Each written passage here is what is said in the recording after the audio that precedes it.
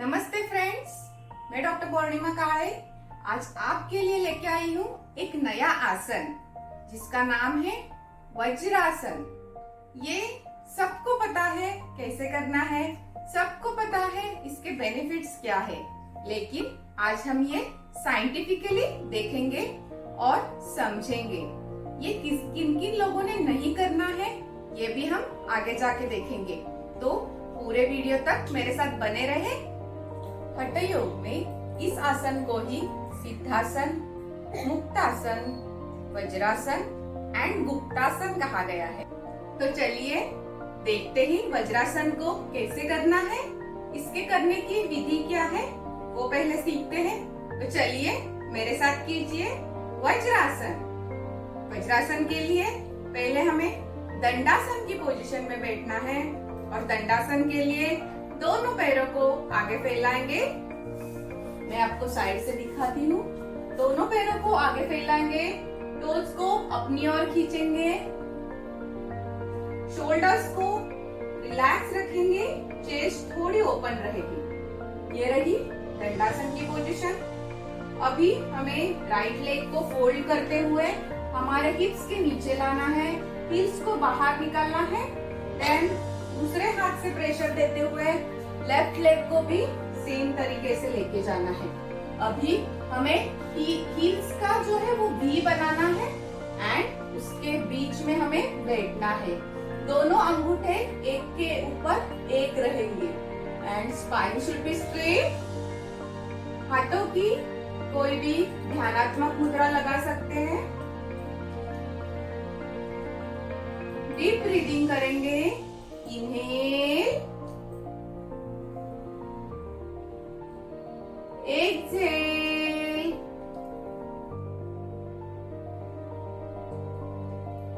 इस तरह से आपको वज्रासन परफॉर्म करना है। ये रही वज्रासन की पोजीशन। हाथों की सिंपल सी मुद्रा, आंखें बंद। Inhale, exhale.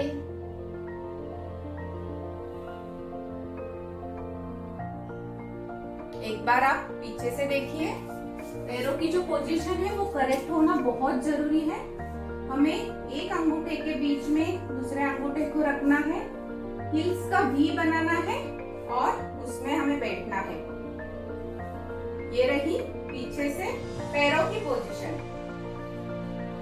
योग शास्त्र में ऐसे कहा गया है कि जो स्वर आपका शुरू है वो अंगूठा आपका ऊपर होगा, यानी आपका चंद्र स्वर या सूर्य स्वर यानी ईड़ा नाड़ी या पिंगला नाड़ी यानी right left nostril and right nostril, इसमें से जो शुरू रहेगी वही अंगूठा आपका ऊपर होगा।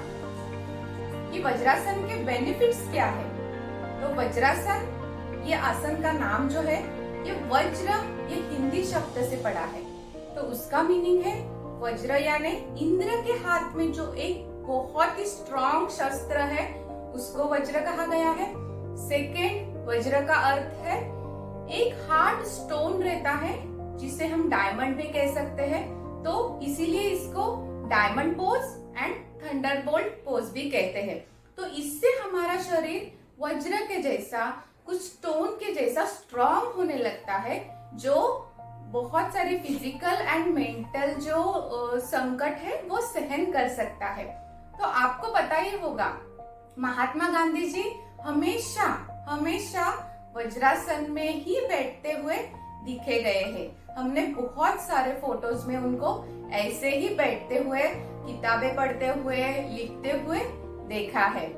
योगाभ्यास करते समय सभी आसन में हम खाने में और आसन अभ्यास में 2.5 से 3 घंटे का गैप रखने के लिए बोलते हैं, लेकिन ये वज्रासन एक ही ऐसा आसन है जो खाने के तुरंत बाद आप कर सकते हो और सबने करना भी चाहिए। क्यों ऐसे बोला गया है? क्योंकि इससे हमारा डाइजेशन बहुत अच्छा होता है, इससे हमारी ब्लॉटिंग, गैसेस एसिडिटी की जो प्रॉब्लम्स है, पेप्टिक अल्सर में जो हाइपर एसिडिटी की प्रॉब्लम्स है, ये इससे बहुत अच्छे से कम होती है। तो साइंटिफिकली ये कैसे होता होगा? तो इसके लिए जब आप खाना खाते हैं उसके बाद हमारा जो ब्लड फ्लो है वो सारा स्टमक के पास आता है, तो तभी हमें थोड़ा सा डिजीनेस, नींद लगने जैसी हमारी फीलिंग हमारी बॉडी को होती है। तो तभी हम जब ऐसे बैठते हैं तो यहाँ पे एक बंद लगता है और जो हमारे थाइज और पैरों के और जो ब्लड फ्लो जा रहा है वो थोड़ा सा कम होता है और वो ब्लड फ्लो जो है वो हमारे स्टमक के इंटेस्टाइन के यहाँ पे जाता है और इंटेस्टाइन में, स्टमक में डाइजेशन के लिए वो हेल्प करता है। तो ये एक रीजन है कि ये डाइजेशन के लिए बहुत अच्छा आसन है। आपने ये खाने के तुरंत बाद 5 मिनट से लेके 10 मिनट तक आपने करना है। इसका जो सेकेंड बेनिफिट कहा गया है वो हमारे पेल्विक फ्लोर एरिया जो है उसके मसल्स को स्ट्रेंथन करता है। यानी जो पेल्विक ऑर्गन्स है, हमारा यूट्रस है, हमारी ओवरीज है, हमारे दोनों किडनीज है, हमारे और भी जो कुछ ऑर्गन्स यहाँ पे है उनको ये स्ट्रॉन्ग बनाता है। इसका और एक बेनिफिट बताया गया है, ये हमारे थाइज को टोन अप करता है, हमारे पूरे लेग्स को स्ट्रॉन्ग बनाता है, हमारे काफ मसल्स को भी स्ट्रॉन्ग बनाता है। और इसके बेनिफिट्स में ये हमारी रीढ़ की हड्डी एंड कमर बैक एक को कम करता है, रीढ़ की हड्डी को स्ट्रॉन्ग बनाता है। क्योंकि वज्रासन में अगर हम बैठे तो हमारी रीढ़ की हड्डी, स्पाइन जो है वो हमेशा स्ट्रेट रहती है। वज्रासन में हम कभी भी ऐसे नहीं बैठ सकते। वज्रासन में जब हम बैठते हैं तो अपने आप हमारी जो स्पाइन है वो स्ट्रेट रहती है, सभी वर्टिब्रल कॉलम की जो अलाइनमेंट है वो प्रॉपर रहती है। इसीलिए इसमें ज्यादा देर बैठने के बाद हमें थकावट महसूस नहीं होती। जब हम सुखासन में बैठते हैं तो हम थोड़ी देर तो ऐसे बैठ सकते हैं, लेकिन थोड़ी देर के बाद हम ऐसे होने लगते हैं एंड हमारी स्पाइन की अलाइनमेंट गलत हो जाती है, तो फिर से हमें ऐसे बैठना पड़ता है। लेकिन वज्रासन में हम बहुत टाइम तक ऐसे बैठ सकते हैं।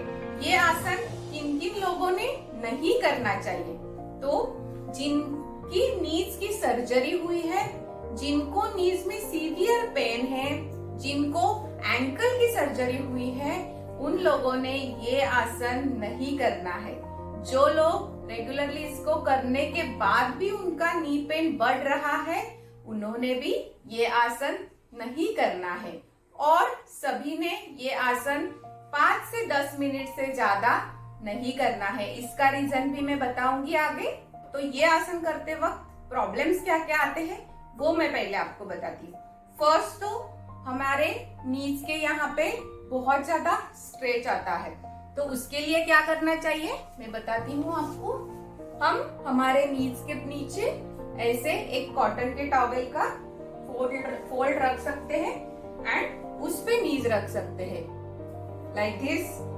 सेकेंड, बहुत लोगों को यहाँ एंकल के नीचे चुभने की प्रॉब्लम होती है, तो हम उसके लिए भी यही टॉवेल हम एंकल्स के नीचे रखते हुए ऐसे ज्यादा देर तक कंफर्टेबली बैठ सकते हैं। थर्ड प्रॉब्लम जो लोगों को होती है वो थाइज जिनके बिग बड़े हैं वो ज्यादा देर तक नहीं बैठ पाते, तो उनके लिए हम ऐसे सॉफ्ट पिलो यहाँ पे रख के उसके ऊपर बैठ सकते हैं। इस आसन का अभ्यास आप 30 सेकंड से लेके 10 मिनट तक कर सकते हो। ज्यादा क्यों नहीं करना है? क्योंकि हम इस आसन में हमारी नीज की पोजीशन जो है वो पूरी तरह से हाइपर फ्लेक्स्ड पोजीशन रहती है, तो उसके साइड के टेंडन्स जो है वो इंजर हो सकते हैं। इसीलिए खाने के बाद आप 10 मिनट ये आसन करेंगे। अगर आपको ज्यादा टाइम तक ये आसन करना है तो इस आसन के कुछ काउंटर पोजेस आपको करने हैं। वो क्या है मैं आपको दिखाती हूँ। ये आसन होने के बाद आपको अच्छी तरह से इसको इजीली छोड़ के लेना है, सेम जैसे हमने किया था वैसे ही। देन ये जो हमारा पटेला बोन है उसको हमें tight loose, tight loose, tight loose, ऐसे करना है। ये करने के लिए भी आप नीचे एक टॉवेल रख सकते हैं। हमारे नीज से टॉवेल को नीचे पुश करना है एंड छोड़ना है, पुश करना है एंड छोड़ना है। नी पेन जिनको हो रहा है उनके लिए ये वैसे भी बहुत अच्छी एक्सरसाइज कही गई है। ज्यादा टाइम करने के बाद हमें जो सेकेंड एक्सरसाइज करनी है वो ये है, हमें एक लेग को फोल्ड रखना है, दूसरे नी को स्ट्रेट करना है एंड हील्स के ऊपर प्रेशर देना है। तो इससे हमारा जो नी हाइपरप्लेक्स्ड कंडीशन में गया था वो थोड़ा अपोजिट कंडीशन में जाएगा एंड रिलैक्स हो जाएगा। सेम हमें दूसरे पैर से भी करना है।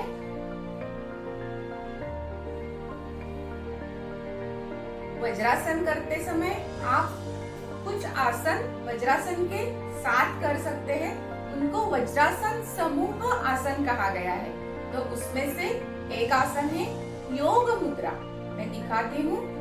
हमें वज्रासन में ही बैठना है, दोनों हाथ पीछे जाएंगे, इंटरलॉक करेंगे, इनहेल करेंगे एंड एक्सहेल करते हुए नीचे जाएंगे। हमारा फोरहेड जो है वो हमारे नीज को लगाने की, मैट को लगाने की कोशिश करेंगे।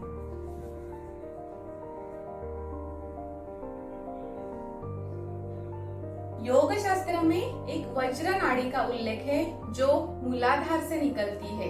ये नाड़ी हमारे सेक्सुअल एनर्जी को बढ़ाती है। तो वज्रासन का बेनिफिट एक ये भी कहा गया है कि it helps to improve our sexual energy. अध्यात्म की दृष्टि से उपनिषदों में इसका बेनिफिट बताया गया है कि ये कुंडलिनी शक्ति जागृत करने के लिए बहुत अच्छे से हेल्प करता है, क्योंकि जब भी हम इस पोजीशन में बैठते हैं तो प्राण की जो गति है वो अच्छे से कुंडलिनी द्वारा ऊपर की ओर जाने लगती है। तो ये कुंडलिनी शक्ति जागृत करने के लिए बहुत अच्छा आसन बताया गया है। योग शास्त्र में इसको ध्यानात्मक आसन में रखा गया है, यानी इस आसन में हम ज्यादा देर तक बैठकर ध्यान कर सकते हैं। ये आसन हमें ध्यान की गहराई में जाने के लिए बहुत हेल्प करता है। योगाभ्यास करते समय कोई भी आसन करते वक्त हमें हमारे नीज का ध्यान हमेशा रखना है और इसके लिए आयुर्वेद में अभ्यंग कहा गया है।